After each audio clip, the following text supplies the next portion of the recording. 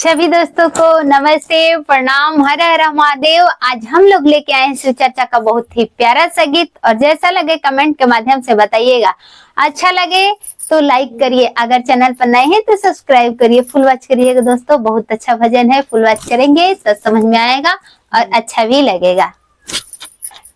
टूट गईले कंगन जोड़ाई कैसे, जोड़ाई कैसे, रूस गईले भोला मनाई कैसे, रूस गईले भोला मनाई कैसे। टूट गईले कंगन जोड़ाई कैसे, जोड़ाई कैसे, रूठ गईले भोला मनाई कैसे, रूठ गईले भोला मनाई कैसे।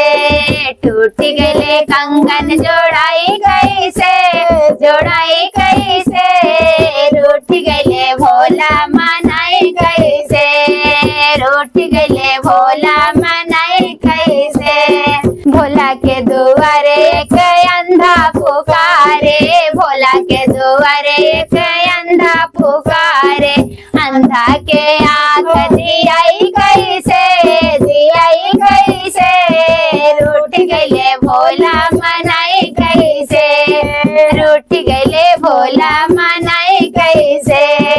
अंधा के आँख दियाई कैसे, दियाई कैसे, रूठ गईले भोला मनाई कैसे, रूठ गईले भोला मनाई कैसे।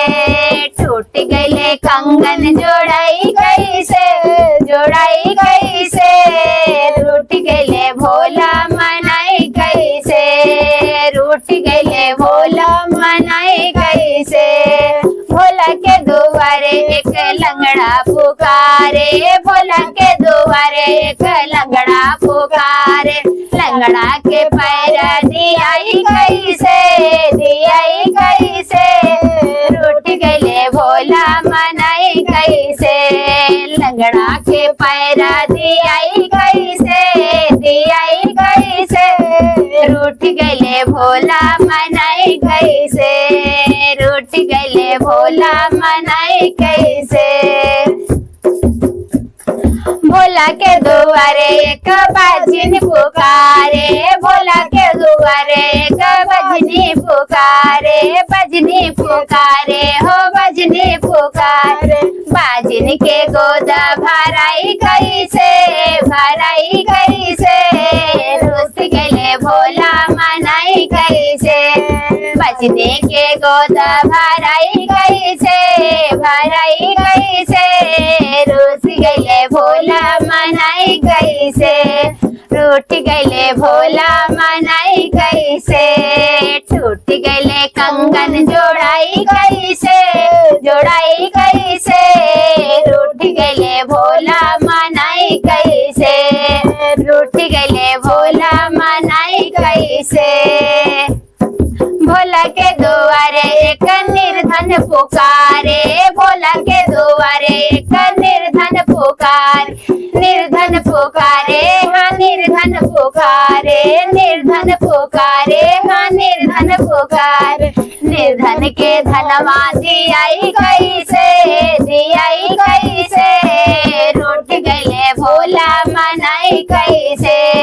निर्धन के धनवा दियाई कैसे, दियाई कैसे, रूठ गईले भोला मनाई कैसे।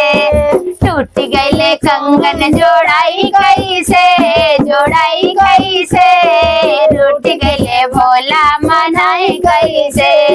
टूट गईले कंगन जोड़ाई कैसे, जोड़ाई कैसे, रूस गईले भोला मनाई कैसे, रूस गईले भोला मनाई कैसे, रूस गईले भोला मनाई कैसे। थैंक्स फॉर वॉचिंग दोस्तों।